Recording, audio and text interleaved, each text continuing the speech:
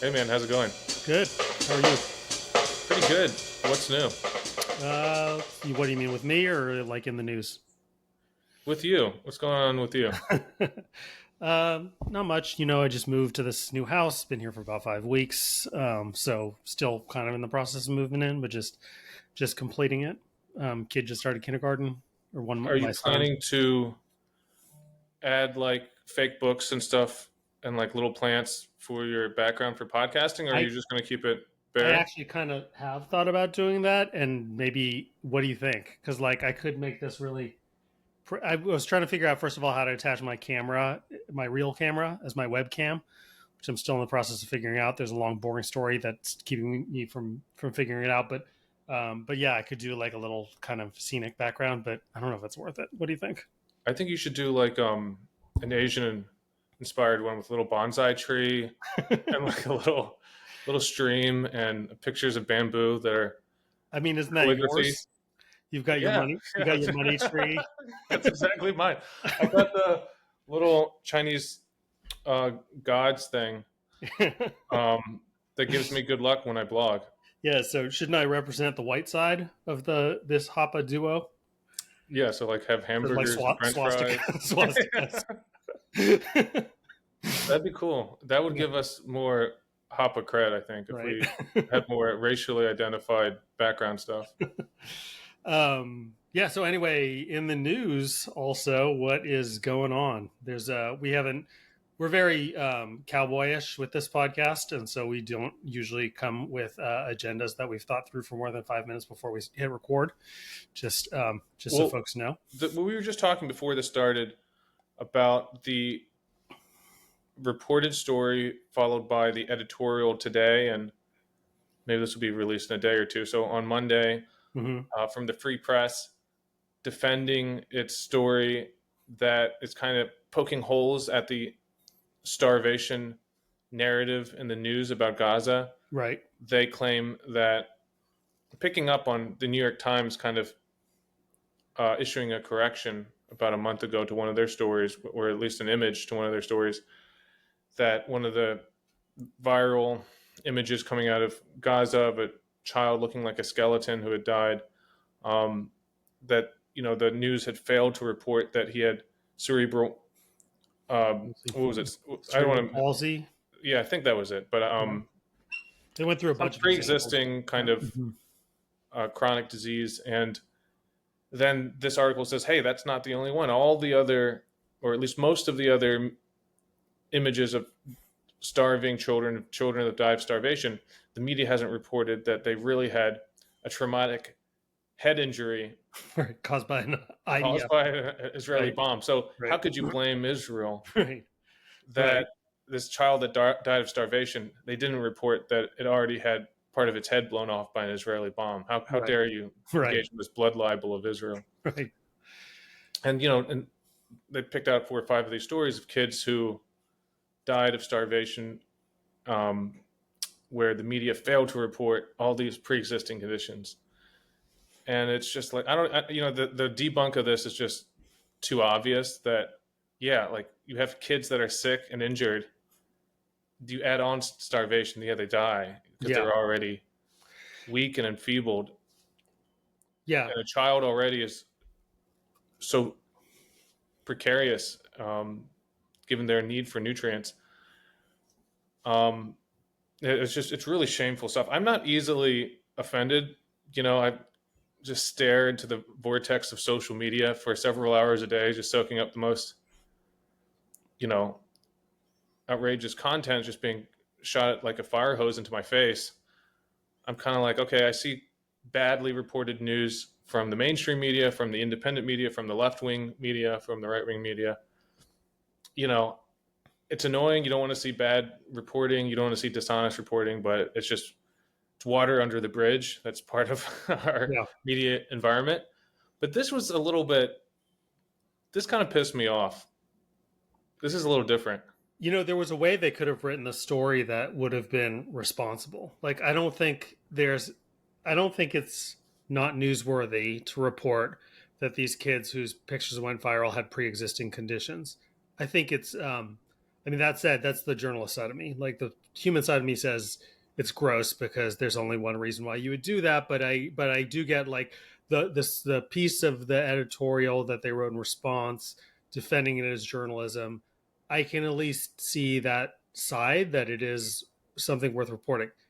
If But the way that they would have, like, if they were doing a good faith effort of reporting that, then the way that we would have reported it would be to ask such questions as, doesn't matter that they have pre-existing conditions. I couldn't even tell from their reporting if the specific conditions that they had actually led to, presented as, emaciation. Like, okay, well, what if they had, what if a kid had, like, I don't know, psychosis or something? Like, you'd be like, well, that's irrelevant, right? Because it has nothing to do with appearing as if they're starved. I couldn't even tell the connection. So, like, they didn't interview any experts who would say, oh, this does lead us to doubt that this kid starved, or that's irrelevant, or Right. what you No, no just said, health which is experts, no nutrition experts, no doctors. yeah.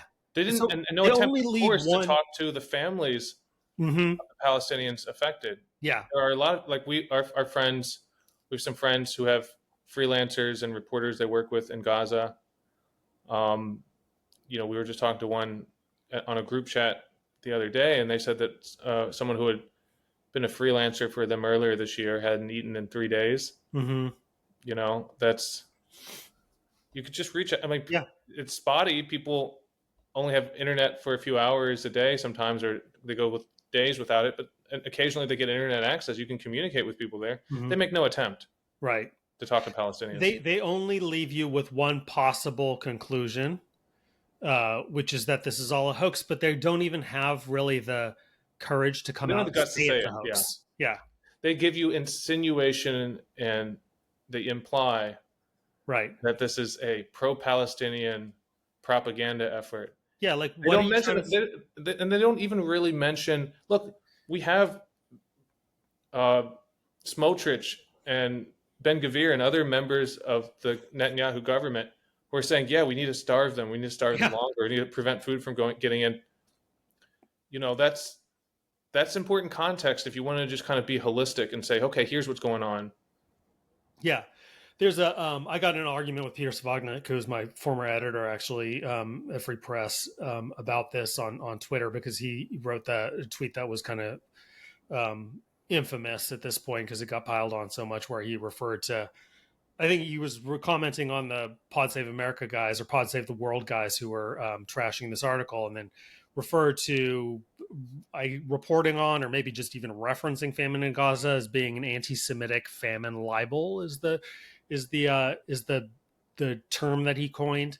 And I got into it with him a little bit, and he was like, name me one source that's not, based on Hamas, or like based on some sort of Hamas affiliate or something to that effect. I didn't do the homework to go dive into whether any of these stats came from anybody like wholly independent um, from the public health administration or whatever. But clearly the insinuation was that, um, every fact that comes out of the Gaza Strip is attached to Hamas, and because it's attached to Hamas, therefore it's a lie. Like, that's the assumption. So I don't think that they actually think of themselves as engaging in propaganda. I think that if they believe that every one of these reported facts out of Gaza is war propaganda from Hamas. I mean, that's what I took from his It's just response. so. I just heard myself. I heard our friend Brianna Joy Gray Mm-hmm. with I'm forgetting his name. He does some uh, criminal justice. He Oh, has Alex cut something he with has a a Greek Greek name. last name that I'm starts with forgetting it. K. Right. Alex something, and they were talking about me, and it was Mm-hmm. such a blast from the past Mm-hmm. from 2020 because I had mentioned in a previous interview that a lot of the folks who want to completely defund police, who want to abolish police, a lot of these folks don't care about victims of crime. They don't realize that, you know, people who are on the edge, who are vulnerable members of society, people who work at liquor stores, who work in corner stores, who live in public housing, they're the most impacted by crime. They're not the Mm-hmm. ones demanding this. It's often folks who are um, very privileged, who are in kind of elite universities and NGOs and that type of thing. And you know, there's a clip attacking me of saying for saying this,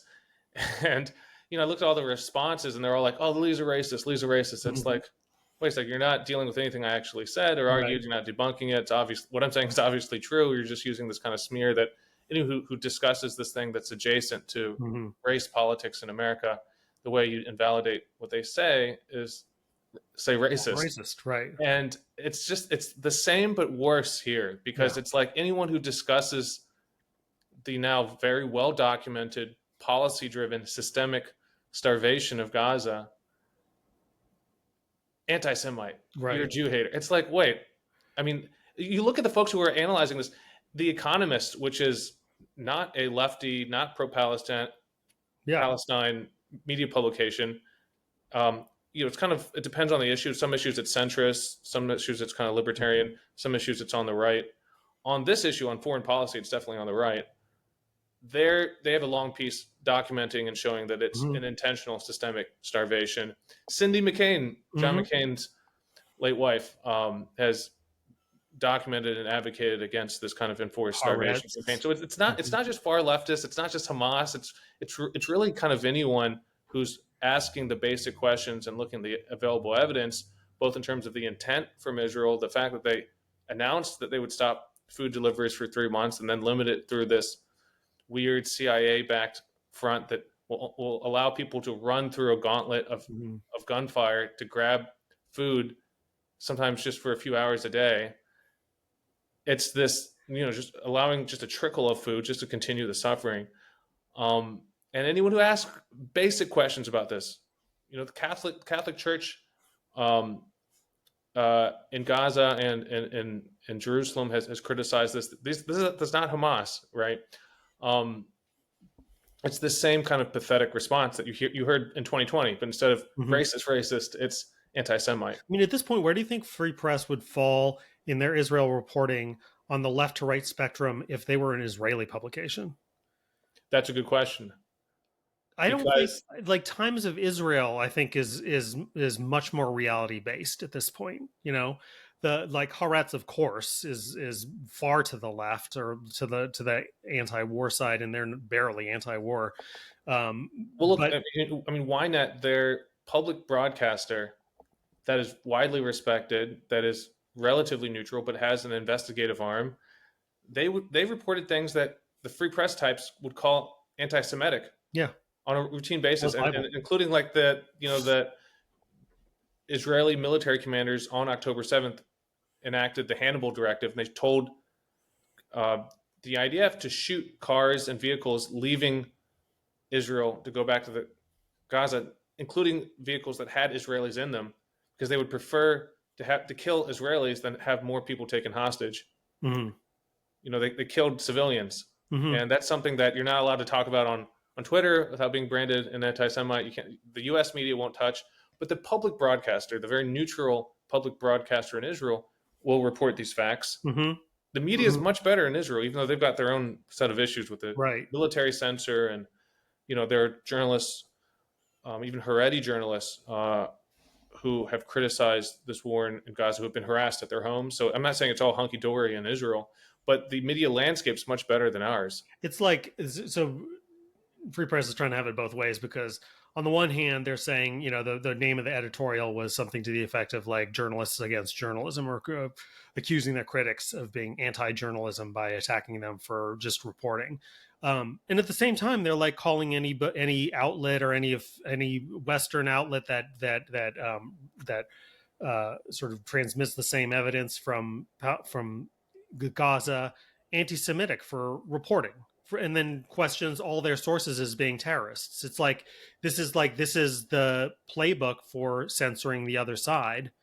So the other question I have is what I don't what is blood libel? What is that? I mean, I know that it means technically like the Jews killed babies or something, some anti-Semitic trope from the Middle Ages or something. Right. But like what the way that it's used now, I mean, I know it's the way that it's used is the same as racism is used, but like is if you were to press somebody who's using this phrase saying that this and that is blood libel, is like they're literally saying if you accuse or describe Israel of doing anything violent, then it is inherently playing into an old genocidal anti-Semitic trope. Like, is that the Yeah, claim? you I don't understand documenting it. or even discussing or analyzing whatever an Israeli war crime or action that killed children, then you're endangering the lives of Jews because you're making people hate Jews. That's what they're Right. saying. I mean, it's very similar to get it back to the woke thing. There's a period where it's like, okay, if you call the police on on an African American, even if he's threatening you or she's threatening you, Mhm. you're trying to get them killed because police only kill black people. It's like it's a Right. little like you can't ever criticize this minority group that has been victimized in the past because calling attention to them threatens their lives. Right. And it's like, okay, this is just number one is childish, and number two, it's like this is such a naked attempt to stigmatize discourse. Yeah. Yeah. Yeah, there's also the treatment of, so like, they know the way that they reported out, which I've already commented about how irresponsible it was and how propagandistic it was, the way that the article was written, but then also the follow up video, like in the office, the like little TikTok video Oh yeah, describing the that made it findings of it. worse. Yeah, it's like everything Well, you about should it. explain for folks. Most people haven't seen this. What is that? What happened? So it's Olivia Reingold, who's one of the two reporters on the piece, and she's like in the office and she's recording herself over in a vertical video, like clearly for TikTok or something, just like going through the findings of the video in a kind of a The almost flippant like one of way. those, like, yeah, well, almost like those, those a day in the life videos, a day in the life of a tech worker. It kind of feels like that mood, Yeah. It's just like tone deaf and maybe worse, but like maybe it's deliberately flippant. But like, so the thing You that mean it's deliberate in the sense that it was attempted like troll bait? I don't know. Well, I don't. I'm just. It was either total, and I don't know which one is worse. It was either completely callous about what they're talking about, starving children, or it was like deliberately disrespectful. And That like in all these things, they've kind of had like little screen grabs of the dying children of being right, like, it's like these are dead children that you're like just turning into like a screen grab to make right, a creepy point.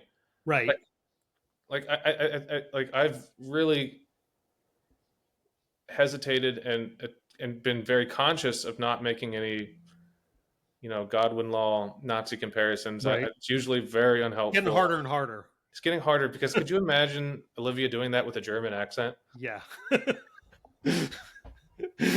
Yeah, it's getting pretty bad. It's getting to the point where we're making those comparisons is not only not hyperbolic, but actually there aren't other comparisons that really live up to what we're describing. Well, Like part of it it's that we have such a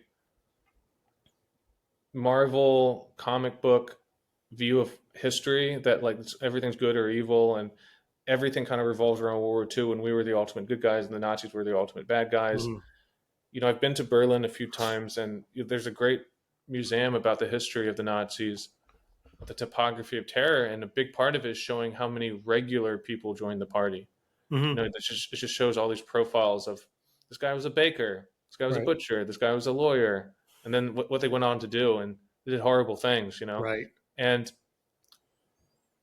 I think in every society, like the Red Guard in China, these were regular people who were bakers and right, restaurant owners or you know pig farmers who then decided to go and harass and torture their neighbors. And mhm, you look at what happened in Cambodia, or look at what happened Rwanda, in other genocides in mhm, Rwanda, yeah, mhm, or in Bosnia with you know for a long time Serbs and Croatians and Bosniaks all lived as neighbors. It's only when the breakup of Yugoslavia, everyone got really into identity politics and ancient grievances, and they all started separating and killing each other. But for their most of their history, their people lived alongside each other just normally. And a lot of this, when you have this kind of like profound evil happen, it doesn't come from just profoundly evil people. right. It just comes from normal people who Well, are given a set of incentives, which mhm, join a certain movement where they feel super righteous, and they feel that they're actually the victim. Like you look at the oppressors in all these scenarios I just mentioned, they all kind of saw themselves as the victims, and they were Yeah. finally fighting back against their true oppressors. You see it. I mean, certainly it's true of Israeli public opinion, where like I don't know, something like 83% of the Israeli public said that they don't care about the starvation in Gaza, which is, by the Yeah. way, probably a mix of people who are genuinely psychopathically indifferent, and then other people who just don't believe it because there's been so little like